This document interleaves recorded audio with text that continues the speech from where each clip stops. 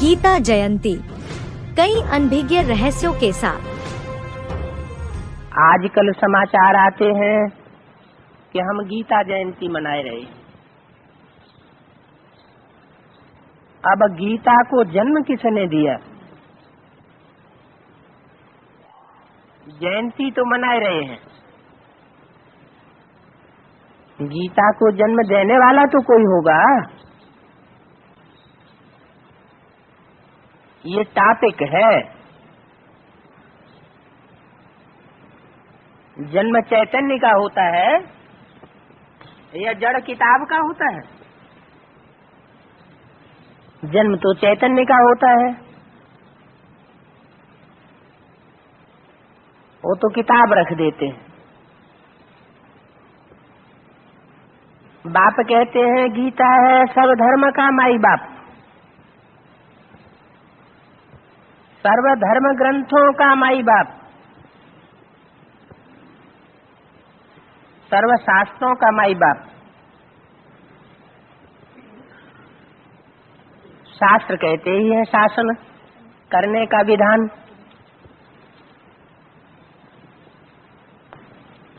और विधान तो कोई चैतन्य ही बनाता है, जो विधाता है।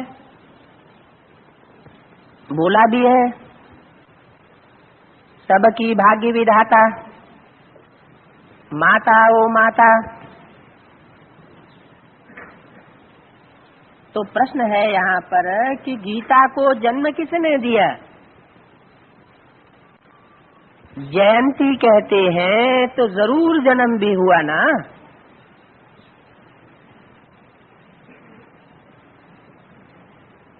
स्थूल जन्म की तो बात नहीं है, इस जन्म की बात है।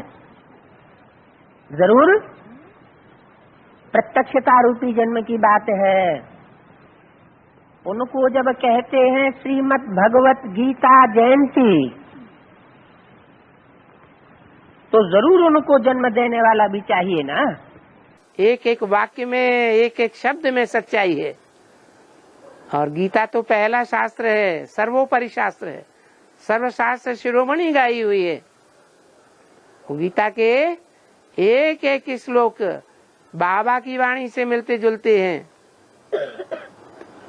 वो पहला पहला शास्त्र है।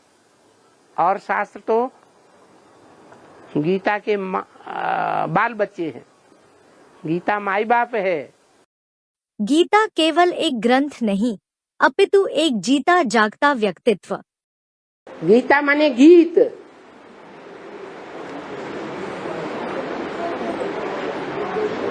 ज्ञान का गीत, अज्ञानता का गीत नहीं, जिसका आगा पीछा ही नहीं मिलता। जैसे रामायण लिखी है, कुछ आगा पीछा पता ही नहीं चलता। अंधश्रद्धा का गीत है। लेकिन भगवान अंधश्रद्धा का गीत नहीं गाता, ज्ञान का गीत गाता है। ज्ञान माने जानकारी, हर बात की एक्यूरेट जानकारी। अंधश्रद्धा अंधविश्वास का नाम निशान नहीं, हर बात का प्रूफ और प्रमाण मिलेगा। इसलिए उसका नाम गीता है, क्योंकि वो गीता प्रैक्टिकल में, संपन्न रूप में जो प्रयोगात्मक जीवन है उसको सफल करती है। पुरुष रूप सफल नहीं करता, न शंकर का न ब्रह्मा का। वो स्त्री चोला है जो उस ज्ञान के गीत को सफल करता है। उसका नाम पड़ता है गीता माता। यज्ञ के आदि में भी वही गीता ज्ञान सुनाया जाता था, और अंत में भी वही गीता ज्ञान, एक एक शब्द, एक एक अक्षर क्लियर होगा। और लोग मानेंगे, जान जाएंगे कि हमारा धर्म पिता कौन है, हमारी धर्म की माता कौन है, हमारा धर्म ग्रंथ कौन सा है, अभी तो भारतवासी भूले हुए हैं। और धर्म वाले जानते हैं कि हमारा धर्म पिता कौन है, पक्का पक्का एक ही नाम बताएंगे, चाहे क्रिश्चियंस हो, चाहे मुसलमान हो, चाहे बौद्ध हो, वो अपने धर्म पिता का नाम बताते हैं, धर्म ग्रंथ का नाम बताते हैं, अपने धर्म का नाम स्पष्ट बताते हैं। लेकिन भारतवासी तो इतने पुराने तमो प्रधान हो गए हैं कि वो अपने धर्म पिता को भूल गए, धर्म ग्रंथ को भूल गए। अब बाप आकर के बताते हैं कि तुम्हारा धर्म क्या है, तुम्हारा धर्म ग्रंथ क्या है। धर्म पिता के नाम पर तुम्हारे धर्म का नाम होता है। कहते हैं भक्ति मार्ग सनातन धर्म, सनातन धर्म, सनातन धर्म। जानते नहीं है कि सनातन धर्म किसने स्थापन किया। जब नाम है सनातन तो उसके गुह्यार्थ में जाना चाहिए ना, शब्द की गुह्यार्थ में। बाप बताते हैं कि ब्रह्मा का जो पहला पुत्र है, 4 धर्मों के 4 बीज रूप पुत्र सनत, सनातन, सनंदन, सनत कुमार, उनमें जो सबसे बड़ा ज्ञान का पुत्र है, सबसे बड़ा ज्ञानी है, सबसे बड़ा योगी है, उसका नाम है सनत कुमार। उस सनत कुमार के नाम पर हमारे धर्म का नाम सनातन धर्म पड़ा।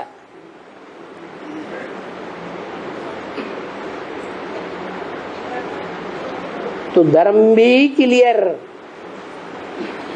धर्म पिता भी क्लियर। सनत कुमार को योगीश्वर के रूप में दिखाया गया, योगियों का ईश्वर। अब योगियों के ईश्वर एक होगा या 3 होंगे? शंकर को भी योगेश्वर बताते हैं, कृष्ण को भी योगीश्वर बताते हैं। तो 3 तो ईश्वर नहीं हो सकते। वास्तव में ये तीनों एक ही है, एक के ही 3 नाम दे दिए हैं शास्त्रों में। तो हमारा धर्म पिता एक है, हमारा धर्म ग्रंथ भी एक है। वो धर्म ग्रंथ है गीता। गीता माता किस लिए? क्योंकि उसमें प्योरिटी की इतनी पावर है कि प्योरिटी की पावर से मुख से जो भी बोलती है लोगों के हृदय में उतर जाता है। पहले किसकी रचना हुई, वेदों की या गीता की? गीता को सर्वशास्त्र शिरोमणि कहा जाता है, तो वेदों शास्त्रों से पहले गीता की रचना होना चाहिए थी। वेदों शास्त्रों से पहले गीता की रचना होनी चाहिए थी। गीता को माई बाप कहा जाता है, सर्वशास्त्र शिरोमणि कहा जाता है। वेद कोई शास्त्र नहीं है। वेद माने विद, विद माने जानना, वेद माने जानकारी। शास्त्र उसे कहा जाता है जो शासन करते हैं, शासन करने का विधान है शास्त्र। तो गीता शासन करने का विधान है, जानकारी का भंडार नहीं है। वेद ज्ञान के भंडार हैं,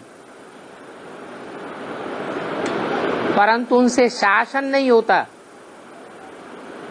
राज्य की स्थापना नहीं हुई, राजधानी स्थापन नहीं हुई। उन्हीं वेदों की जब व्याख्या होती है तो गीता निकलती है।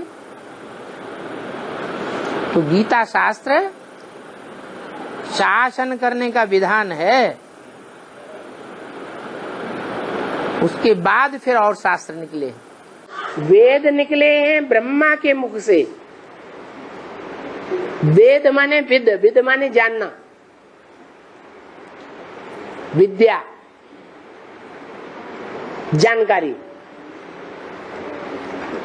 तो जो जानकारी है वो ब्रह्मा के मुख से निकली। लेकिन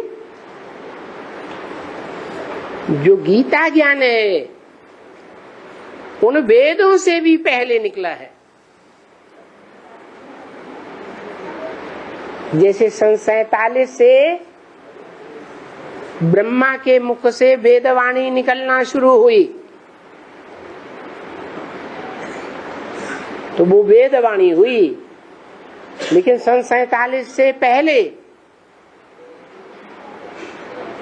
36-37 से लेकर के कई वर्षों तक गीता ज्ञान सुनाया गया। गीता के श्लोकों का रहस्य सुनाया गया। जैसे सभी धर्म ग्रंथ संप्रदाय वालों ने गीता के अपने अपने तरीके से अलग अलग अर्थ कर दिए, ऐसे ही शिव भगवान वाच वो जब आते हैं तो गीता का अपने तरीके से निराला अर्थ बताते हैं। औरों की जो टीकाएं हैं उन टीकाओं में हर बात का जवाब नहीं मिलता। शास्त्रों का निर्णय नहीं हो पाता। लेकिन भगवान बाप आकर के जब गीता ज्ञान सुनाते हैं तो हर बात का जवाब मिलता है, रहस्य खुल जाता है। इसलिए गीता है पहले, वेद है बाद में, शास्त्र भी है बाद में। पहले तो गीता बनी ना, गीता शास्त्र बनी। ये महाभारत जो खाता है ना बाद में ऐड किया ना। हाँ, महाभारत जो बनाया गया है वो पुराण है। सुनो, हिस्ट्री कहती है कि पहले वेद आए, वेदों की व्याख्याएं निकली तो आरण्यक आए, आरण्यक की व्याख्याएं निकली तो शतपथ ब्राह्मण आदि आए, और ब्राह्मणों की व्याख्याएं निकली तो उपनिषद निकले। 18 उपनिषद गाए हुए हैं, उनकी भी व्याख्याएं निकली तो पुराण निकले। महाभारत क्या है? बाद में बना है, तो उसमें छेपक हो सकता है कि नहीं? हाँ, पहले बताते हैं सिर्फ 4000 श्लोकों का महाभारत था, वो बढ़कर के कितने श्लोकों का हो गया? लाखों श्लोक बना दिए। पूरा एक कमरा लाइब्रेरी भर जाती है महाभारत की किताब से। हाँ, तो भाई का जो प्रश्न था कि अर्जुन जो है शास्त्रों को रखने का मतलब मैं युद्ध नहीं लड़ूंगा बोल के भाई ने प्रश्न पूछा, ये जो लिखा है वो गलत भी तो हो सकता है ना, वो मनमत भी तो हो सकता है ना शास्त्रों में? नहीं, जब तक आदमी समझेगा नहीं ज्ञान को तब तक वो अपने तरह की बात करेगा या भगवान की तरह की बात करेगा। बस पहले ज्ञान आता है कि पहले ज्ञान दाता आता है? पहले ज्ञान आता है। अज्ञान तो बुद्धि में से निकले, ज्ञान आएगा तो अज्ञान निकलेगा। पहले माँ बाप होते हैं या पहले बच्चे होते हैं? गीता है माई बाप,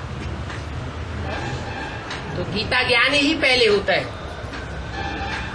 बाद में जब गीता को झूठा साबित कर दिया तो गीता को महाभारत में घुसेड़ दिया, एक अंश बना दिया, गीता को एक अध्याय बना दिया। हाँ जी, पहला है वेद। वेद का अर्थ ही होता है ज्ञान। विद माने जानना।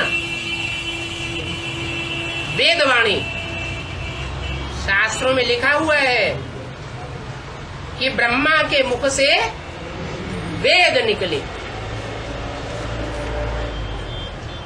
तो वेद निकले माना ज्ञान निकला, सच्चाई निकली। परंतु सच्चाई को क्लैरिफाई किसी ने नहीं कर पाया। जिसके मुख से वेद निकले वो भी उनके गुह्यार्थ को नहीं जान पाया। इसलिए वेदों की फिर व्याख्या हुई। वेदों से ब्राह्मण निकले, आरण्यक निकले, फिर उनकी व्याख्या हुई, उपनिषद निकले, फिर उनकी भी व्याख्या हुई, पुराण निकले।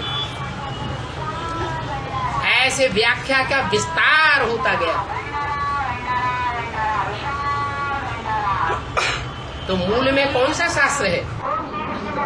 गीता शास्त्र। गीता के सर्वशास्त्रमयी शिरोमणि होने का प्रमाण। सबसे पुराना शास्त्र कौन है दुनिया में? गीता। कोई भी चीज, दुनिया की कोई भी चीज पहले पहले सात्विक होती है 100% या तामसी होती है। तो जब व्यास ने वो श्लोक रचे थे तो वो सात्विक थे, जो संसार में आज भी सर्वधर्म वाले मानते हैं। सर्वशास्त्रमयी शिरोमणि श्रीमद् भगवत गीता मानते हैं कि नहीं? ज्ञान का दुनिया में सबसे श्रेष्ठ ग्रंथ। दूसरे धर्म वाले किसको मानते हैं?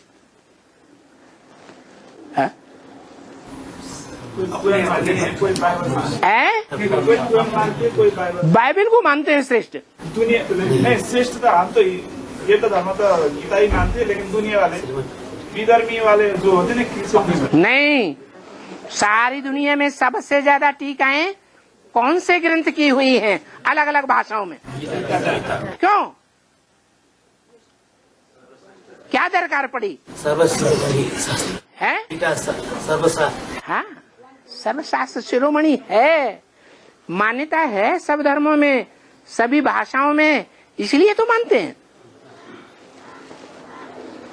तो इससे साबित हुआ कि व्यास ने जब वो श्लोक रचे थे तो उनका अर्थ, सही अर्थ उस समय व्यास बता सकता था या आज के दुनियावी विद्वान बता सकते हैं, जिन्होंने 108 से भी ज्यादा टीकाएं लिख रखी। इसलिए कहावत है, कै समझे कवि या समझे रवि। असल में कौन कर सकते हैं गीता की व्याख्या? बाबा भागवत गीता और ये रामायण में दोनों में श्रेष्ठ बाबा गीता को बोला जाता है। तो सब कोई जानता है कि दुनिया का सर्वश्रेष्ठ आध्यात्मिक ग्रंथ कौन सा है? गीता। शस्त्र शास्त्र शिरोमणि। शिरोमणि कहने से ही क्या साबित होता है? सबसे ऊपर है। जो आध्यात्म ज्ञान गीता में दिया गया है वो आध्यात्म ज्ञान और कोई भी ग्रंथ में नहीं दिया गया है। वो एक ही गीता। और जितने जितने धर्म प्रचारक आए भारत में, जितने जितने महान विचारक आए, उन्होंने गीता के अलग अलग अर्थ कर दिए। ऐसा वंडरफुल ग्रंथ है। एक की टीका दूसरे की टीका को काट रही है।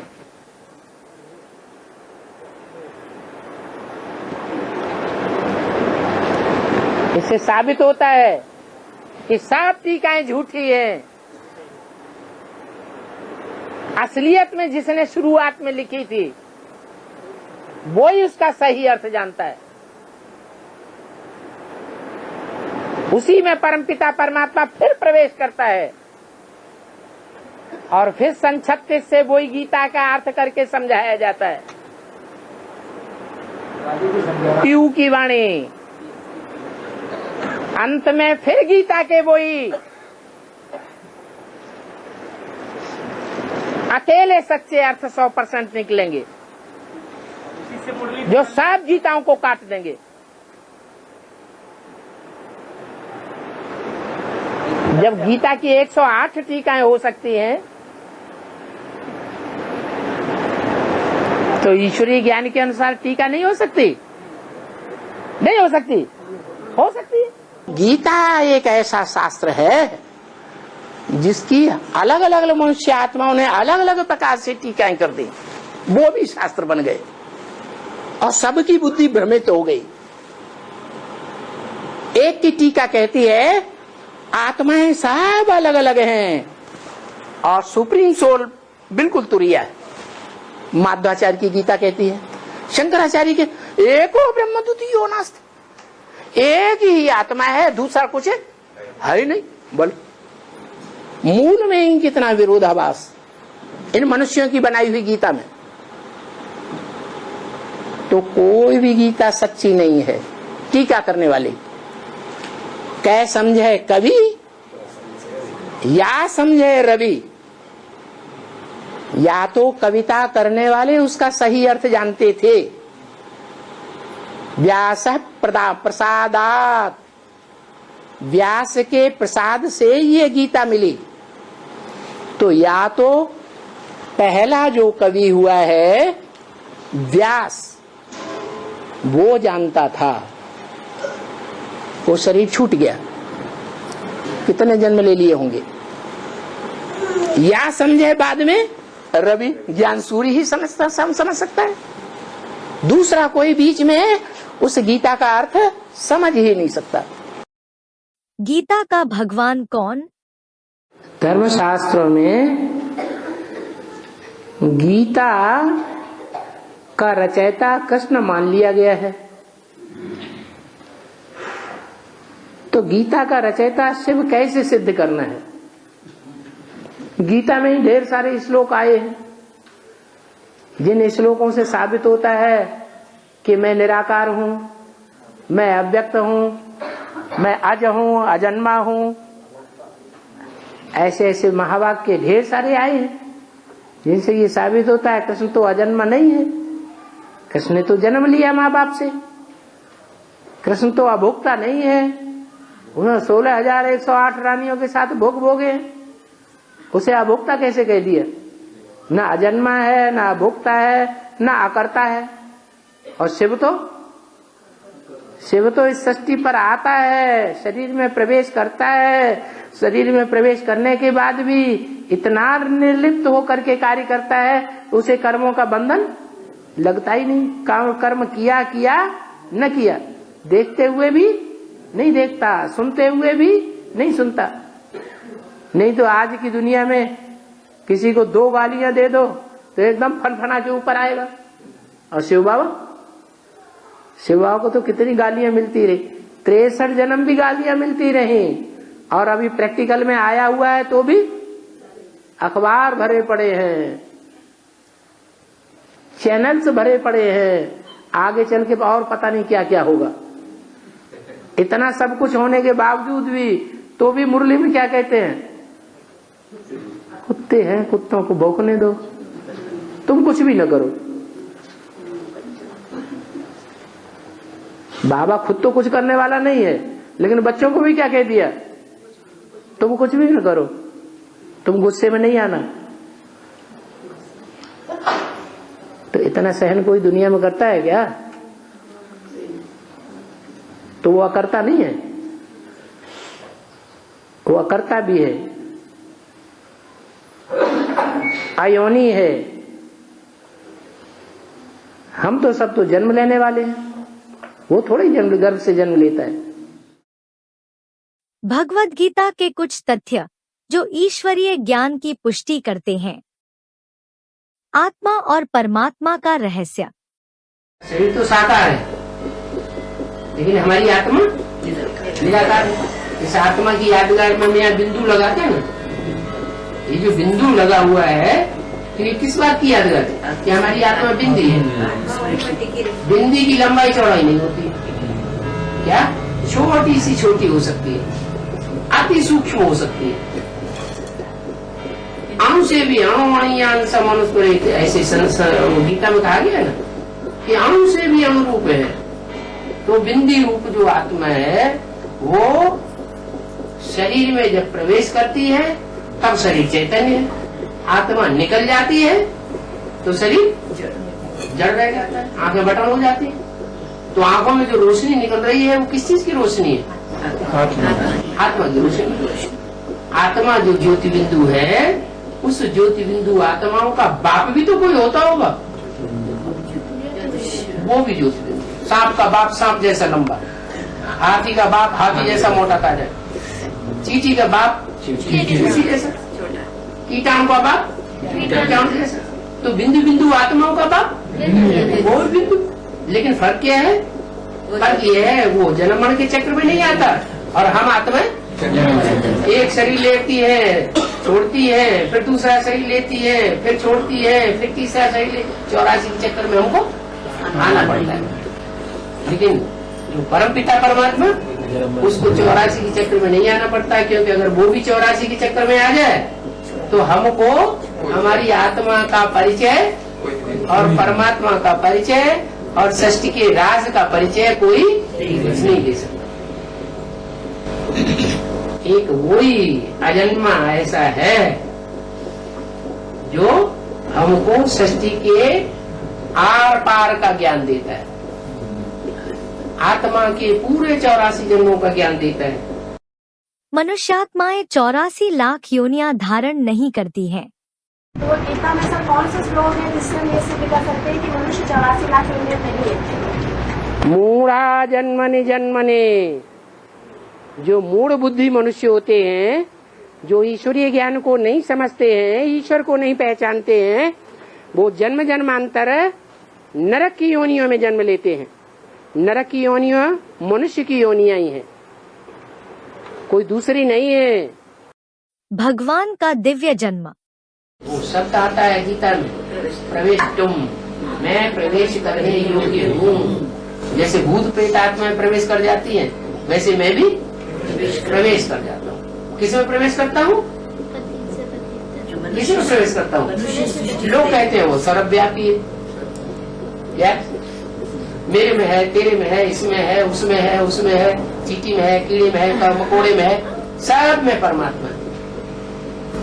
अरे सब में प्रवेश होगा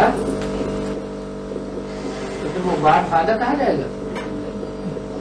गॉड फादर एक होगा या अनेक होंगे? एक होगा।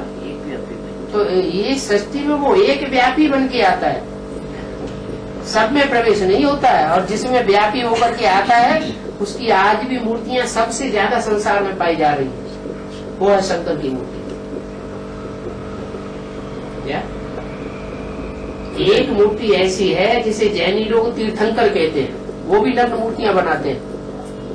हिंदुओं उसे शंकर कहते हैं, अंग्रेज लोग उसे आदम कहते हैं, मुसलमान लोग उसे आदम कहते हैं, अंग्रेज लोग एडम कहते हैं, जैनी लोग उसे आदिनाथ कहते हैं। माने सृष्टि का पहला पुरुष जो हुआ है, जिसने ये सृष्टि का निर्माण शुरू किया, वो एक ही है सब धर्मों। उस एक की मान्यता एक जैसी है, सब उसको हाँ नाम अलग अलग हो गए,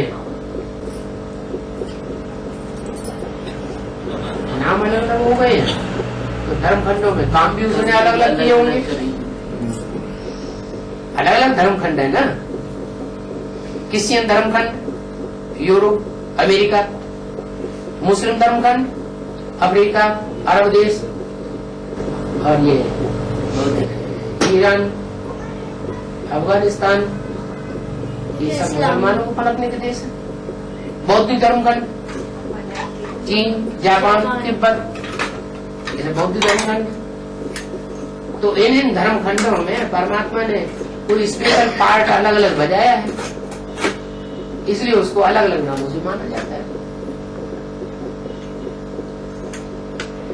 वो है निराकार, लेकिन निराकार होते हुए भी उसका गायन है। बिनु पग चले सुने बिनु काना, कर बिनु कर्म करे बिनु नाना, आनंद रस सकल रस भोगी, बिनु वाणी वक्ता वर जोगी। न हाथ है, न पाँव है, न कान है, न आँख है, सब कुछ करता है। कैसे करेगा?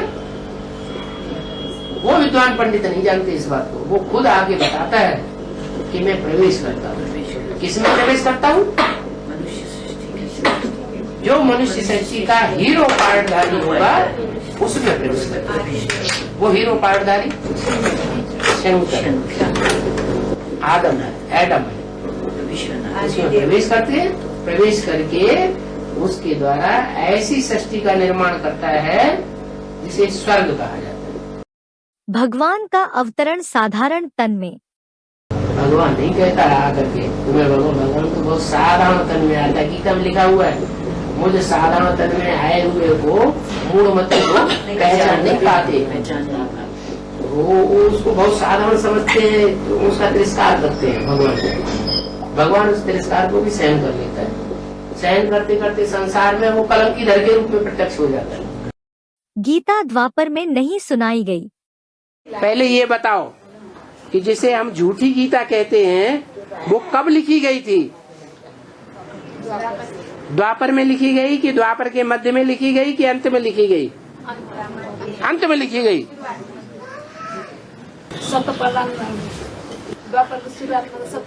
हैं? द्वापर के आदि में लिखी गई। द्वापर के आदि में सतो प्रधान द्वापर था या तमो प्रधान द्वापर था? है? सतो प्रधान था। तो गीता के श्लोक भी सतो प्रधान रहे होंगे या तमो प्रधान रहे होंगे? है? सतो प्रधान श्लोक हैं, लेकिन उन सतो प्रधान श्लोकों को बाद में जो मनुष्य पैदा हुए उनके शिष्य, उन्होंने उसमें विकारी बुद्धि होने के कारण उनका निरर्थक अर्थ कर दिया। क्या? अर्थ का अनर्थ कर दिया। वो अर्थ का जो अनर्थ हुआ है द्वापर और कलयुग में, वो झूठी गीता हो गई। कीट और कीरो विदेशी विद्वान हुए हैं, उन्होंने रिसर्च की है। रिसर्च करके ये बताया है गीता पहले निरीश्वरवादी कविता थी, बाद में कृष्ण के उपासकों ने उसमें साकार कृष्ण का नाम डाल दिया, जो गीता के श्लोकों से टैली ही नहीं होता है। तो गीता को बाद में तमो प्रधान झूठी बनाया गया या पहले से ही झूठी थी? बाद में तमो प्रधान बनाया गया। जितने भी टीकाकार हुए हैं उन टीकाकारों ने परमात्मा को सर्वव्यापी समझ करके गीता का श्लोक का अर्थ किया। अभी सच्ची बात हमको पता चली है तो हम गीता का अर्थ जो ऐसा होना चाहिए वैसा ही निकाल सकते हैं। पहला ही श्लोक ले लो, धर्म क्षेत्रे कुरुक्षेत्रे संवेतायुत्सव। ये धर्मों का क्षेत्र कौन सी युग में होता है? हैं? अनेक धर्मों का क्षेत्र, धर्म युद्ध का क्षेत्र, खेत, धर्म युद्ध की स्थली कौन से युग में होती है? हैं? कलयुग के अंत में होती है। उन्होंने द्वापर के अंत में दिखा दिया। तो पहले ही श्लोक से उन्होंने गलती करना शुरू कर दिया। अनेक प्रकार के धर्म जो हैं उनके क्षेत्र में, युद्ध क्षेत्र में, हर धर्म वाला अपनी अपनी बात खींचे चला जा रहा है। सच्चाई क्या है? क्रिश्चियन धर्म सच्चा है, मुस्लिम धर्म सच्चा है, कुरान सच्ची है, बाइबल सच्ची है। क्या सच्चा है? धम्मपद सच्चा है या गुरु ग्रंथ साहब सच्चा है? किसी को कुछ पता ही नहीं चलता। युद्ध हो रहा है लगातार। उन धर्मों के आधार पर जो कर्मकांड तैयार किए गए हैं कि ऐसे ऐसे कर्म करना चाहिए। जैसे कोई मुर्दा हो जाता है, शरीर छोड़ जाता है, तो क्रिश्चियन कहते हैं उसे गाड़ देना चाहिए, मुसलमान कहते हैं गाड़ देना चाहिए, पारसी लोग कहते हैं नहीं, उसे तालाब के किनारे छोड़ देना चाहिए, हिंदू लोग कहते हैं नहीं, उसे आग में जला देना चाहिए। तो ये धर्म क्षेत्र कर्म क्षेत्र नहीं हुआ। धर्मों के आधार पर अनेक प्रकार के जो कर्मकांड चले हुए हैं, उन कर्मकांडों के आधार पर सब आपस में लड़ रहे हैं। हिंदुस्तानी आदमी अंग्रेजों के बीच में पहुंच जाए और वहां अपनी रीत रस्म चलाना शुरू कर दे तो टेढ़ी आंख से देखते हैं, कानी आंख से देखते हैं। अंग्रेज अगर हिंदुओं के बीच में आ जाए, हिंदुओं के मोहल्ले में, और वो अपना क्रियाकर्म करना शुरू करें तो हिंदू लोग उनको कानी आंख से देखते हैं। ये अंदर अंदर युद्ध नहीं चल रहा है, धर्मों का युद्ध अलग चल रहा है। धर्मों के आधार पर जो कर्मकांड बनाए हैं उनका युद्ध अलग चल रहा है। गीता ज्ञान है वो तो महाभारत में युद्ध के टाइम में दिया था, लेकिन कृष्ण का टाइम कौन सा था? द्वापर युग। वही द्वापर युग कहते हैं। द्वापर युग के अंत में भगवान ने आके पापी कलयुग की स्थापना की। तो बोलो उनको, वो कहते हैं। अरे तुम क्या कहते हो उनको जवाब में? कहते हैं संगम पर आकर ही परमात्मा ही हमको ये गीता ज्ञान देते हैं। क्या प्रूफ? तो वही कहते हैं प्रूफ क्या है हमको मालूम नहीं। तो उनको प्रूफ बताओ। ये प्रूफ है कि भगवान ने द्वापर के अंत में आकर के गीता ज्ञान देकर नई दुनिया नहीं बनाई। द्वापर के अंत में तो पापी कलयुग आ जाता है। तो भगवान क्या पापी कलयुग बनाने का निमित्त बना? ये प्रूफ की बात है। कलयुग अंत का प्रमाण। भगवान आकर के पहचान देता है कि बच्चे अभी कलयुग का अंत है। क्या इसका प्रूफ क्या है? कलयुग अंत का प्रूफ ये है कि जब मैं आता हूँ शंकर के तन में, शंकर में वो निराकार ज्योति बिंदु प्रवेश करता है इस सृष्टि में, तो इस दुनिया में ऐसा मसाला तैयार करवाता हूँ ये सारी दुनिया राख हो जाए, पाप की दुनिया बम। इसलिए जिसके तन में प्रवेश करता हूँ उसके नाम के साथ लगा हुआ हर हर बम बम। आज से 70 साल पहले ना भगवान आया था न एटम बम का नाम निशान था। 70 साल के अंदर भगवान भी आता है और बम भी 70 साल के अंदर बनना शुरू हुए। उससे पहले कोई नहीं जानता था एटॉमिक एनर्जी क्या चीज होती है। सन 42 में छोटी सी बम्बियां तैयार हुई 20 मेगावाट की, और वो उन्होंने फोड़ दी, 2 शहर नष्ट हो गए। 20 मेगावाट के थे वो सिर्फ, अभी तो हजार मेगावाट के तैयार हुए बने, समंदर के अंदर रखे हुए, आसमान में लिए फिर रहे हैं। उसको गीता में बताया मेरी दाढ़ें हैं। क्या अर्जुन को साक्षात्कार कराया भगवान ने? क्या देख मेरी दाढ़ों को देख, इन दाढ़ों में सारी दुनिया चबाई जाने वाली है। ऊपर की दाढ़ें और नीचे की दाढ़ें, कौन सी दाढ़ें हैं? वही एटम। ये एटॉमिक एनर्जी जो जब भगवान आता है तो तैयार कराता है। क्यों भगवान ऐसा काम क्यों कराता है?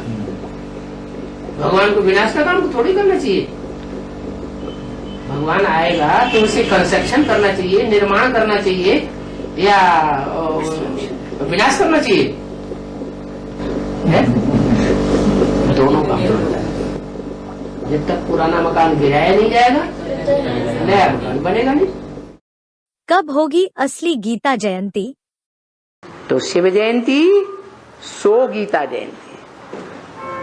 जब महाशिवरात्रि होगी, इस दुनिया में घोर अज्ञान काल की महाशिवरात्रि होगी, सभी अज्ञान अंधकार में डूब जाएंगे। उस समय किसकी जयंती? शिव जयंती सो गीता जयंती।